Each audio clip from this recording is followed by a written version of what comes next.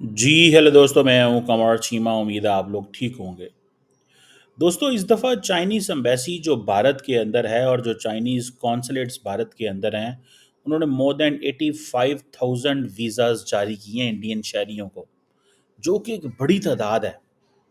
आप इससे अंदाज़ा लगा सकते हैं कि अब इंडिया को चाइना के अंदर वेलकम किया जा रहा है बड़े पैमाने पे।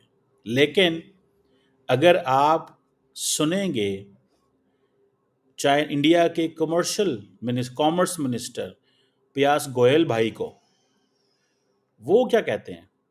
वो कहते हैं कि India will continue to stop और to restrict investments from China.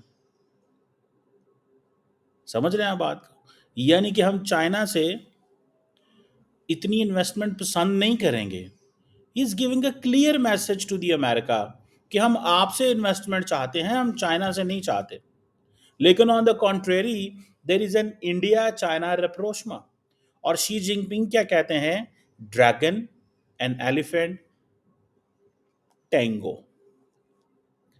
अब शी जिनपिंग के ऊपर लग गई है 145% टैरिफ। इंडिया को उन्होंने जीत लिया है कि इंडिया एक बड़ी मार्केट है, मैं इस हालात मैनेज कर लूं और मैं इंडिया को इंडो पैसिफिक में ना जाने दूं और मैं अपने अगेंस्ट कोई अलायंस ना बनने दूं। That was the mindset of Xi Jinping and वो कामयाब हुए। इनिशियली 2020 में शी जिनपिंग का दिमाग कुछ और था, उनका माइंड कुछ और था। उन्होंने ये समझा कि हमें इंडिया को थोड़ा टफ टाइम देना चाहिए, बट नाउ ही रियलाइज नहीं कि हम इतने पेंडोरा बॉक्स नहीं खोल सकते। और इंडियंस भी यही चाहते थे। सो रिप्रोशमा हो गया। काजान रशिया के अंदर जब एससीओ की कॉन्फ्रेंस हुई, तो वहाँ पे, सॉरी ब्रिक्स की आई थिंक, वहाँ पे जब हुई तो वहाँ पे जफियाँ डल गई और ड्रैगन एंड एलिफेंट होना शुरू हो गया। अब क्या है? अब चाइनीज प्रेसिडेंट को ये तो समझ लगी कि मैंने जीत लिया है इंडिया को, अब किधर जाऊं। अब चाइनीज जो है वो थोड़े से परेशान है। देखिए, बात माननी पड़ेगी। चाइनीज परेशान है, इसीलिए चाइना, वियतनाम, मलेशिया और कंबोडिया का स्टेट विजिट कर रहे हैं। और आपको पता है चाइनीज प्रेसिडेंट अमूमन स्टेट विजिट पे जाते हैं, वैसे नहीं जाते। और ये इसी महीने, इसी हफ्ते से ये विजिट शुरू कर रहे हैं। वो कंबोडिया जाएंगे, मलेशिया जाएंगे, वियतनाम जाएंगे। आपको इस चीज़ का तो पता है, 145% चाइनीज़ के ऊपर टैरिफ लग गए हैं। चाइना ने भी आई थिंक 84% और समथिंग लाइक दैट उन्होंने भी कर दिए हैं। अब जो तीनों के तीनों मुल्क शी जिनपिंग ने पिक किए हैं, वो भी डोनाल्ड ट्रंप के जो रेसिप्रोकल टैरिफ पॉलिसी है वो भी उसका सामना कर रहे हैं। 49% कंबोडिया, क्योंकि कंबोडिया और चीन के अच्छे ताल्लुकात हैं, अमेरिकन को नहीं लिफ्ट करा रहे। 46% वियतनाम एंड 26% मलेशिया। अब 90, there is a 90 day pause, we know that. बहुत सारे दोस्त हमारे नीचे मैसेज कर देते हैं, नहीं नहीं नहीं चीमा भाई, वो ऐसे नहीं है, वो पॉज हो गया। सो अब अमेरिकन क्या चाहते हैं? अब अमेरिकन चाइना को टाइट करना चाहते हैं और इसीलिए चाइना अपने नए रास्ते खोल रहा है। इसीलिए मैं कहता हूं कि इंडिया एक बड़ी मार्केट बनेगा। यूरोपियन यूनियन भी यहाँ पे आ रही है, चाइनीज भी यहाँ आ रहे हैं, सारे इंडिया से ताल्लुकात ठीक कर रहे हैं, क्योंकि Trump administration is working on this thing, isolate China. अब शी जिनपिंग के स्टेक्स बहुत हाई हैं। Xi Jinping does not have a choice to annoy Narendra Modi, to annoy all these regional countries, particularly ये जो आसियान ब्लॉक है, जिनके साथ उनकी 900 बिलियन डॉलर की बायलैटरल ट्रेड है आसियान ब्लॉक के साथ। और वो इसके साथ एक चाइनीज लफ्ज यूज करते हैं, शेयर्ड फ्यूचर, वो हमारे साथ भी करते हैं। So they say that we have a shared future with ASEAN and all these countries. और वो समझते हैं कि चाइना का जो सबसे बड़ा ट्रेडिंग पार्टनर है वो आसियान है, यूरोपियन यूनियन और अमेरिका के बाद।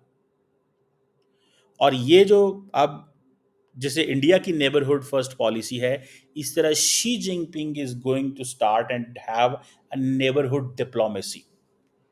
इंडिया नेबरहुड पॉलिसी रखता है, चाइना नेबरहुड डिप्लोमेसी रखता है, और पाकिस्तान कुछ भी नहीं रखता। क्योंकि पाकिस्तान का प्रॉब्लम बिल्कुल डिफरेंट है। ईरान में पंजाबियों को कत्ल कर दिया जाता है, अफ़गानिस्तान में से हमें डेली हमारे फ़ौजियों को मारा जाता है, पीछे मुल्क कोई नहीं रहता। चाइना के साथ हमारे वैसे दोस्ती तो है पर फ़ायदा कोई नहीं उस तरह का बिज़नेस का, और इंडिया के साथ लॉ का काम बस। तो ये है सिचुएशन। अब सारी की सारी जो शी जिनपिंग की नज़रें हैं वो मलेशिया के ऊपर हैं, क्योंकि मलेशिया के पास इस वक्त आ गई है आसियान की चेयर, और आसियान कहता है कि हम अमेरिका के साथ बात करेंगे ऑन दिस रिटेलिएटरी, ये जो टैरिफ्स हैं। और अनवर इब्राहिम जो है वो अपने आप को कह रहा है कि हम नॉन अलाइंड हैं, फॉरेन पॉलिसी है, there is a rising US China tension, हम क्या करें क्या ना करें। और जो चाइनीज़ कम्युनिस्ट पार्टी है वो फुल तैयार बैठी है कि हम कैसे इनको विन करें। So there is a huge potential. अब चाइना की जो शिपमेंट है वो भी ये सारे साउथ ईस्ट एशिया में बढ़ रही है, और ये सारे के सारे ममालिक they have becoming more and more relevant.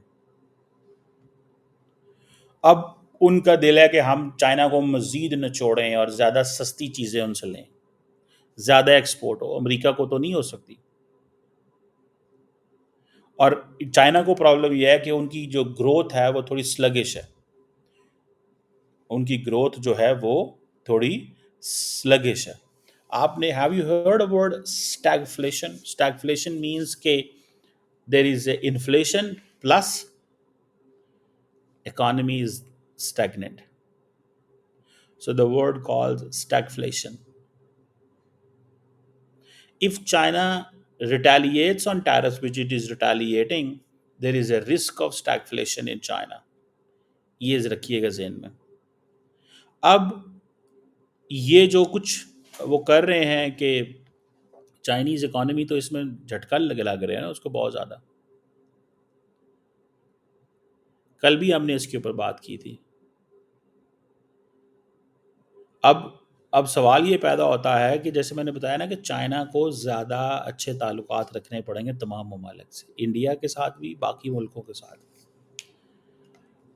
Malaysia, Vietnam, ये सारे मुल्क इस वक्त चाइना जो है ना, it is going to lower its claims in South China Sea. क्योंकि चाइना क्या कहता है, वो कहता है ये सारा मेरा इलाका है।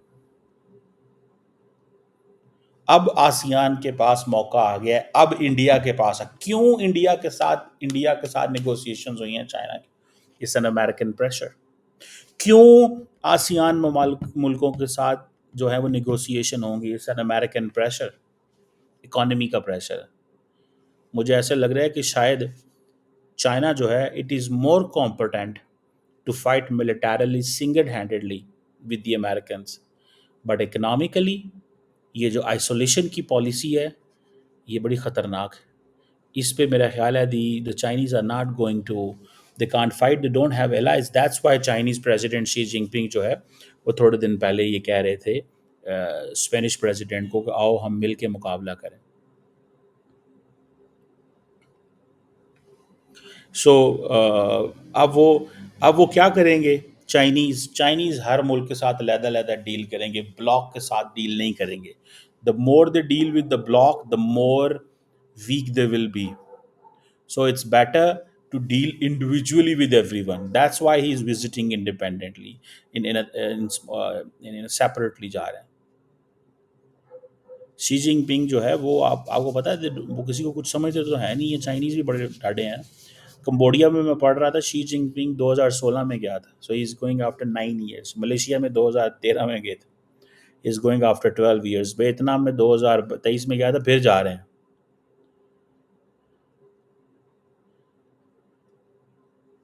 सो ये है सिचुएशन। सो ये बेसिकली चाइनीज़ स्टैगफ्लेशन से डरते हैं। चाइनीज़ जो है वो स्टैगफ्लेशन से डरते हैं। अगर चाइना की जो इकोनॉमिक ग्रोथ है वो 1-2% भी गिर जाती है तो ग्लोबल इकोनॉमिक ग्रोथ भी नीचे गिर जाएगी। ये एक बात तो है। एंड अमेरिकन क्या कहेंगे, ट्रम्प क्या कहेगा, लुक जो तुम मिलिटरली करना चाहते थे, जो तुम अरबों डॉलर में कोरिया, जापान, ऑस्ट्रेलिया इंडिया को मिलिट्री हार्डवेयर दे के करना चाहते थे, या जो तुम अपने ऊपर इन्वेस्ट करना चाह रहे थे, मैंने उनको कमज़ोर कर दिया। सो ये चीज़ें दे आर देयर। इसीलिए तो कहा जाता है कि अब जो शी जिनपिंग का जो विज़िट है, ये they are going to be very beneficial for the other countries. और ट्रम्प साहब ने एक जो जैसे कहते हैं ना अनसर्टेनिटी पैदा करके चाइना को एक मुश्किल में डाला है। चाइना इज़ इन मुश्किल में है, 100% नहीं मुश्किल में। उनके पास वो ये जो वो जिसे कहते हैं ना, because of this sluggish growth, they find that there is a downward spiral. आप क्या समझते हैं, वो नरेंद्र मोदी के साथ एवं ही तैयार हो गए बात करने के लिए? क्या नरेंद्र मोदी के साथ वो एवं ही बात करना चाहते हैं? उन्होंने डबल फ़ायदा लिया है इंडिया के साथ टॉक का। मैं आपको बात बताऊँ वो कैसे। वन, एक तो चाइना ने ये किया है कि अपना एलएसी पे मामला ठीक कर लिए। दूसरा, उनको पता है कि इंडिया जो है it's not ready to have make quad a military component, उससे बचा लिया अपने इनको। तीसरा, ये जो ट्रम्प के जो थे मेयर्स जो थे, इससे पहले ही उन्होंने फैसला कर लिया कि हमें इंडिया के साथ अपने मामला ठीक करने हैं। अब उन्होंने वीज़े इशू करने शुरू कर दिए इंडियंस को वीज़े इशू करने शुरू कर दिए हैं। This is the reality. यहाँ से आप अंदाज़ा लगा लें आप। और वो वीज़े एवं नहीं इशू किए उन्होंने, वो वीज़े एवं नहीं इशू किए, और इतनी बड़ी तादाद में इशू यकदम, बिकॉज उनको पता है कि अगर हमने ये वीज़े इशू ना किए तो देन लोग जो हैं वो आहिस्ता आहिस्ता, अब उन्होंने इम्प्रेशन देना है ना। अब वो पनामा को भी कह रहे हैं कि जी पनामा कैनाल जो है वो अंडर चाइनीज़ इन्फ्लुएंस, ये गलत तासुर है। अब अमेरिका के ऊपर भी प्रेशर है, अब अमेरिका के ऊपर भी प्रेशर है। और वो प्रेशर क्या है कि वो जितनी भी इलेक्ट्रॉनिक मोबाइल लैपटॉप ये वो तो उसके ऊपर उन्होंने टैरिफ रिमूव कर लिया, बिकॉज उससे जो महंगाई होनी थी वो अमेरिकन नहीं अफोर्ड कर सकते। सो उसके ऊपर वो कह रहे हैं जी सेपरेट टैरिफ लगाएंगे। डोनाल्ड ट्रंप ये कह गए हैं वो, क्योंकि ये सेमीकंडक्टर और ये सारी इंडस्ट्री डिफरेंट है। जैसे ट्रम्प, आप वो देखें ना, एप्पल को 1.5 मिलियन टेलीफोन अपने फ़ोन जो हैं उठाने पड़े इंडिया से, 6 जहाज़ों के अंदर, कार्गो जहाज़ों के अंदर, just to keep the market stable in the United States. अगर मार्केट फ्लक्चुएट कर जाती है, रेट बढ़ जाते हैं, तो लोग जो है वो लोग भाग जाएंगे एप्पल से। लोग कहेंगे हम सैमसंग ले लेंगे, लोग कहेंगे हम और चीज़ें ले लेंगे।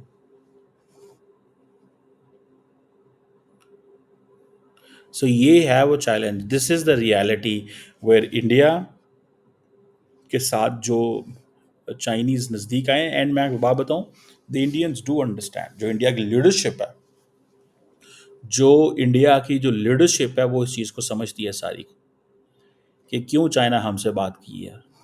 वो चाइना जिसने इतने मिलिट्री राउंड किए हैं, मिलिट्री जो CBMs किए हैं इतने ज़्यादा, वाई, क्यों करेगा वो, कैसे भाई, क्या मसला है उसको,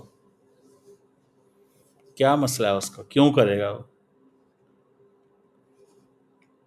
अब उनको पता चला है कि वो जो डोनाल्ड ट्रंप कह रहे थे ना, जो डोनाल्ड ट्रंप कह रहे थे कि हमें हर कीमत के ऊपर टैरिफ वॉर्स लड़नी है, तो शी जिनपिंग जो कह रहे थे कि बहुत बड़ी तब्दीलियां आ रही हैं, वो ये तब्दीलियां थी। That is the story. ये है वो स्टोरी, इसको थोड़ा समझने की ज़रूरत है। अब देखते हैं कि ये जो उनका दौरा है उससे क्या निकलता है, और चाइनी इंडियंस को वीज़े मिलेंगे। इंडिया का मज़ीद कारोबार आप देखें, नज़र तो वो यही आ रहा है ना, लेकिन आप देखिएगा आइंदा आने वाले दिनों में इंडियंस बहुत कारोबार करने वाले हैं चाइनीज़ के साथ। ये जो 120-25 अरब डॉलर की ट्रेड है, ये आपको 1.5 पौने 200 अरब डॉलर पे जाएगी, क्योंकि at the heart the Indians don't like this American attitude, but मजबूर हैं, क्या करें। In the heart Indians don't like. उनको भी पता है कि ये डोनाल्ड ट्रंप कभी भी कुछ भी कर सकता है, डोनाल्ड ट्रंप कभी भी कुछ भी कर सकता है। So stay away from this guy. We have to take care of our self, हमें अपनी चीज़ों की टेक केयर करनी है। ये है सिचुएशन। लेट्स सी क्या निकलता है वहाँ से, लेकिन congrats to Indians for more visas from China.